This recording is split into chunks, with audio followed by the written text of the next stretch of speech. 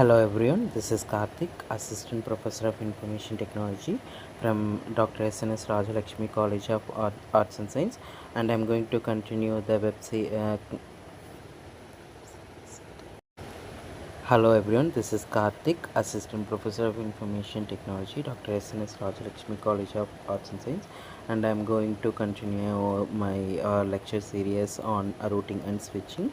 Last video we have seen about the introduction of open system interconnection and TCP IP models. Oh, and now I'm going to explain about open system interconnection model individually.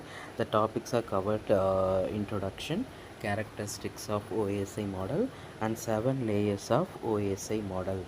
Open system OSI stands for Open System Interconnection, is a reference model that describes how information from a software application in one computer moves through a physical medium to the software application in another computer. OSI consists of 7 layers, and each layer performs a particular network functions. And OSI model was developed by the International Organization for Standardization in 1984, and it is now considered as an architectural model for the intercomputer communication. OSI model divides the whole task into 7 smaller and manageable tasks. Each layer is assigned a particular task. Each layer is self-contained, so that task assigned to each layer can be performed independently. Next, this is what the characteristics of open system interconnection model. That's our application, presentation, session, transport, network, data link layer, and physical layer.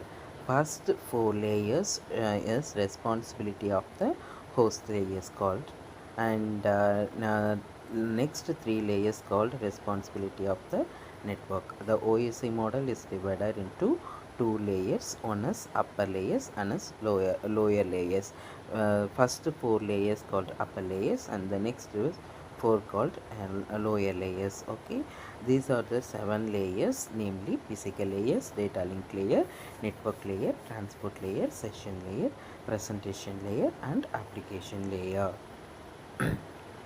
The diagram shows the layers types and its managers. Application layer is this layer provide the service to the user, and presentation layer is it is responsible for translation, compression, and encryption. Session layer means it is used to establish, manage, and terminate the sessions. And transport layer means it provides reliable message delivery from process to process. And network layer is it is responsible for moving the packets from source to the destination. And data link layer means it is used for error free transfer of data frames. And last one is physical layers, it provides a physical medium through which are transmitted. Next, physical layer. Okay, and this physical layers there are considering two communications through the transmission medium. Okay, the diagram is representing like that. The main functionality of the physical layer is to transmit the individual bits from one node to another node. It is the lowest layer of the open system interconnection model.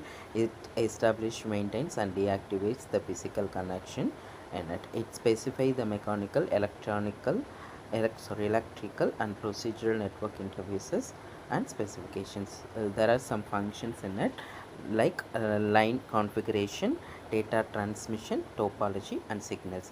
Line configuration means it defines the way how to how two or more devices can be connected physically.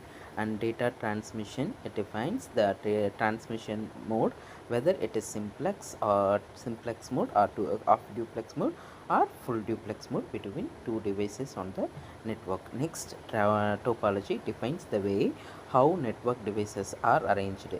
Next, signals, it determines the type of signals used for transmitting and information. Next, data link layer. Data link layer will receive the data from the network layer, and it will converting into a frames, multiple frames. So this layer is responsible for the error free transfer of data frames. It defines the format of the data on the network, and also it provides a reliable and efficient communication between two or more devices. Okay, it consists of two sublayers. One is logic link control layers and media access control layers.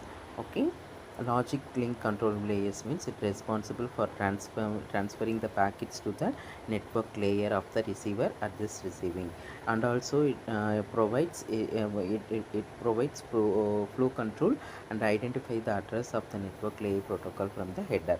Next, media access control layer. Media access control layer is a link between the logical link control layer and the network's physical layer. It is used for transferring the packets over the network, and the functions of the data link layer are framing, physical addressing, flow control, and error control, and access control. Okay, this is about the OSI reference model, and we have seen about physical layer and data link layer from the 7 layers. Okay, let's see the remaining layers in the next class. Thank you.